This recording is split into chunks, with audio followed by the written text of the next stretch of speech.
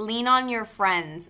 Don't be afraid to express yourself and be vulnerable and to admit when you need some help. Just talk out loud, communicate, open yourself up and be honest. She's such a good, she's like such a good guide and number one on those days and really I can lean on her. And not that I couldn't with other cast members, but I had to kind of be more of a leader on those days, and I didn't have the absolute knowing that I was in good hands, like the best hands with scenes with Lily.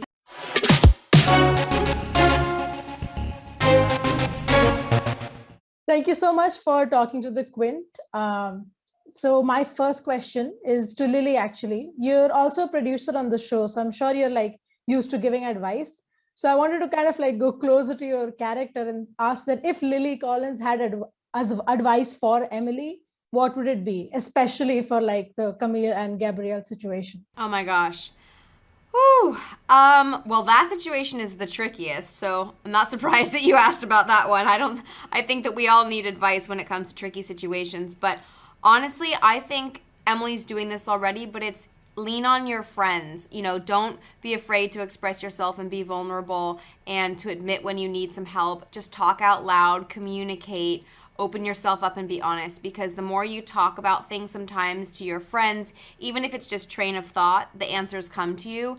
And it's very therapeutic. And I think that an openness and honesty about your feelings is so important. So I would say just keep doing that and lean on your friends, especially this one. So my next question is to you, Ashley. Your character starts to explore, say, more avenues for her career in season 2, right?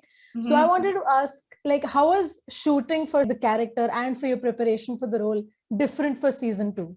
First of all, in season 1, I think that we see, we see Mindy when she just has the 1 or 2 dinners with Emily each episode, and when they're talking through stuff. And I think for this season, we see her living with Emily, so we see a lot more of her in just like daily pedestrian life with Emily.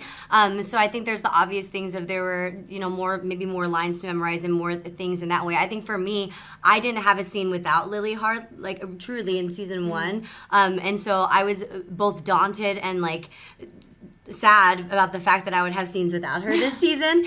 So it was a little bit, but and she's such a good, she's like such a good guide and number one on those days and really I can lean on her. And not that I couldn't with other cast members, but I had to kind of be more of a leader on those days, and I didn't have the absolute knowing that I was in good hands, like the best hands with scenes with Lily. So I think that, and then also with like the music, there was a lot more music this season, and that took a lot of preparation. It took a lot of arranging those songs and figuring out what key, what style it was going to be, how it was going to be sung, which was what I love to do. So yeah.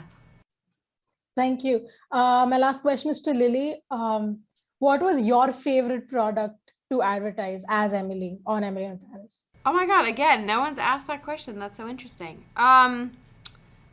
Well, honestly, I think going to Saint-Tropez was so much fun, and getting sprayed with that champagne was interesting. No, but that whole Saint-Tropez episode really stems from having the champagne and champagne, and as does going to the countryside. So I think that product specifically prompts so many of the hilarious moments, the adventures, the experiences that Emily has. So I'd have to say that one, probably champagne. And bucket hats. And bucket hats.